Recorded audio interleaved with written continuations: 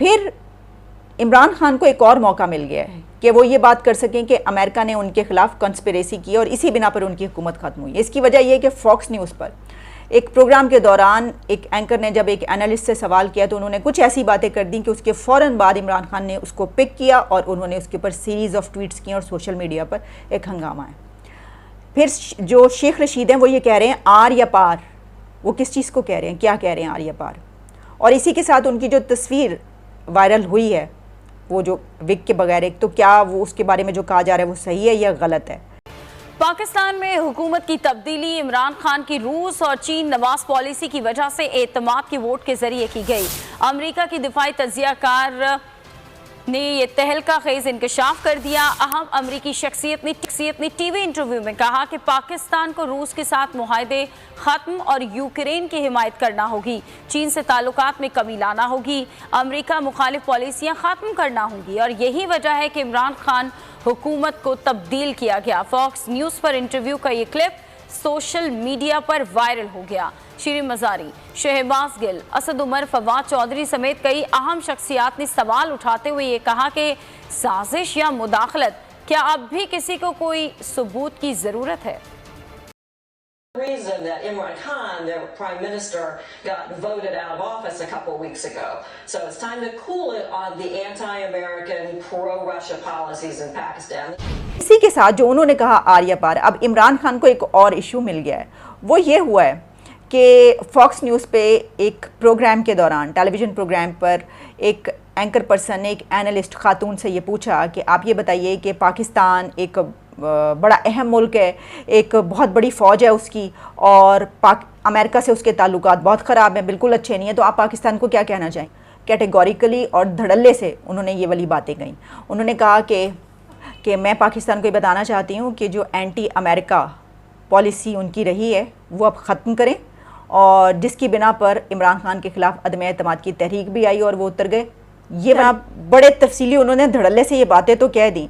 अब उनकी इन बातों के पीछे बेशक उनका ये मकसद ना हो ये कहना, लेकिन अभी उनसे ये पूछा जाएगा, वहाँ की अथॉरिटीज़ ये पूछेंगी कि आपने ये जो बात की है ये क्यों की है। लेकिन इमरान खान साहब को ये मौका मिल गया है, उन्होंने इसके ऊपर एक मरतबा फिर इस इशू को किया और उन्होंने कहा कि मैं तो पहले ही कहता था।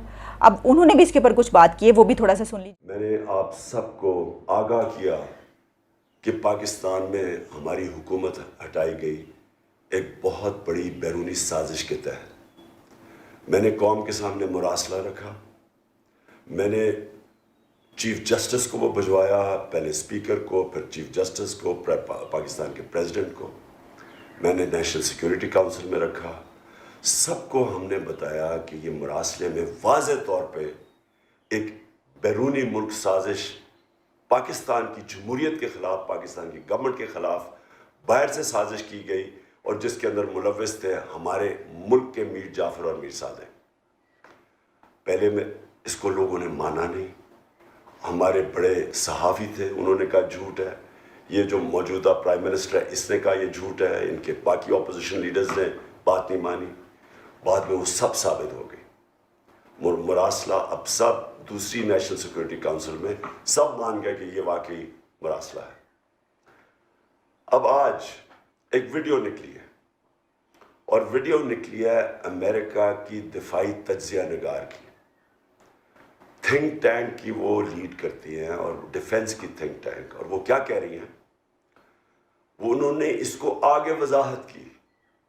उनकी जो आप अगर वो उनकी जो वीडियो देखें तो वो क्या रही है, वो कह रही है कि पाकिस्तान का प्राइम मिनिस्टर को हमने इसलिए हटाया क्योंकि वो आज़ाद फॉरेन पॉलिसी चलाने की कोशिश कर रहा था, वो न्यूट्रल रहने की कोशिश कर रहा था रूस और यूक्रेन की जंग में। नए जलसे भी अनाउंस कर दिए, अब हर जलसे में वो ये वाला क्लिप चलाएंगे। ये वो पहले ख़त लहराते थे, अब हर जगह पर वही क्लिप चलवाएंगे। आप ये कह रहे हैं कि वीडियोस मेरी आएंगी और उसमें मेरी किरदार कुशी की जाएगी तो मैं क्या कर सकता हूँ। तो ये कहा जा रहा है कि कुछ काफ़ी लोग ऐसे हैं जो काफ़ी दिनों से ये बात कर रहे हैं, और उस वक्त तो मैंने खैर ये कोई बात ऐसी इसलिए नहीं की थी कि मैंने कहा जब वो मौका आएगा तो हम बात कर लेंगे, लेकिन क्योंकि अब कहा यह जा रहा है कि हो सकता है कि अगले चंद दिनों के अंदर, अगले महीने या कुछ ईद के बाद या इस तरीके से, जब वो, इसीलिए मैंने ये कहा कि वो धरना होगा या नहीं होगा वो भी हम देखेंगे।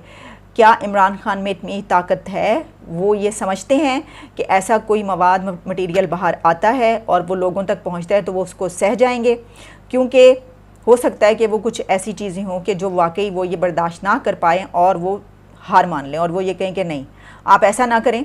तो ये एक तरीका होता है किसी इंसान को किसी चीज़ से रोकने का। इसीलिए बात कही जा रही है कि हो सकता है कि ये जो होने लगा है धरना वरना ये कुछ हो ही ना। चलें, वो तो जब होगा तो पता चल जाएगा सब कुछ।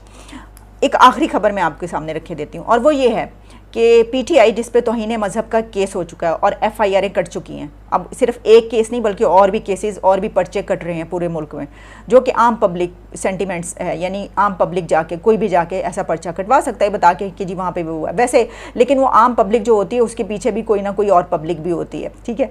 तो ये पर्चे कटे हैं, इस बिना पर पीटीआई मजलूम बन गई और उन्होंने इसको फ़ौरन कहा कि देखो हमारे खिलाफ मज़हब कार्ड इस्तेमाल किया, हमारे खिलाफ तौहीन मज़हब का जो है कानून इस्तेमाल किया जा रहा है और इस बिना पर उन्होंने एक शोर उठा दिया। वो यही था कि जी अच्छा, अब जो शहबाज गिल है वो अमेरिका गए हुए हैं, उन्होंने वापस आना था तो उनको गिरफ्तारी का पूरी तैयारी कर ली गई थी। फवाद चौधरी की गिरफ्तारी की खबरें थी कि उनको गिरफ्तार कर लिया जाएगा, ऐसे और बहुत सारे लोग। तो उसके बिना पर पीटीआई कोर्ट में चली गई और अब आज इसकी हेयरिंग में chief justice of Islamabad high court justice Athar Minallah ने ये फैसला दिया है कि ना तो फवाद चौधरी को हरासा किया जाए, ना इनको इस तरीके से पुलिस इनके पीछे पड़े और ना ही शहबाज गिल जब वापस आएँ तो उनको गिरफ़्तार किया जाए। इनको कोर्ट में आने दें, हम कोर्ट में फ़ैसला करेंगे और उसके बाद हम देखते हैं कि क्या होता है। तो इनको हरासा करने से जस्टिस अतर मिनल्ला ने रोक दिया। अब इनके हक़ में ये एक बड़ा फ़ैसला है, लेकिन एक आखिरी बात जो मैं करूँगी वो ये है कि इससे कुछ दिन पहले तक जस्टिस अतर मिनल्ला ने जब कोई ऐसी बात की थी तो उन्हीं को कहा जा रहा था कि अदालतें रात को खुलवा दी गई और ये देखो कैसे फ़ैसले आ रहे हैं, ये तो हुकूमत के हक़ में आ रहे हैं, अदालतें बिक गई हैं वगैरह वगैरह। यही वाले जो हमारे जस्टिस अतर मिनल्ला हैं इनके खिलाफ ही बातें हो रही हैं। अब फ़ौरन जब इनके हक़ में एक फ़ैसला आया तो वो इसको अच्छा कहना शुरू कर देंगे और अभी एक और फ़ैसला आने की देर है जो इनके खिलाफ होगा तो जो ये समझेंगे कि उनके खिलाफ है तो दोबारा से बुराइयां शुरू हो जाएंगी।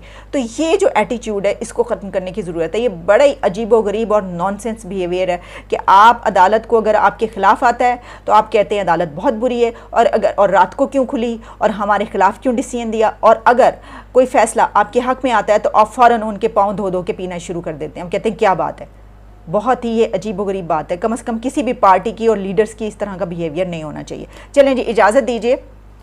एक मरतबा फिर चलते चलते आपको चांद रात भी मुबारक और पूरी दुनिया में जहाँ पर भी लोग मेरा प्रोग्राम देखते हैं और ईद सेलिब्रेट करते हैं तो कल के लिए उनको बहुत बहुत बहुत ईद मुबारक। स्टे सेफ, स्टे हैप्पी और खूब सेलिब्रेट कीजिएगा and keep watching and keep smiling. Take care and good bye.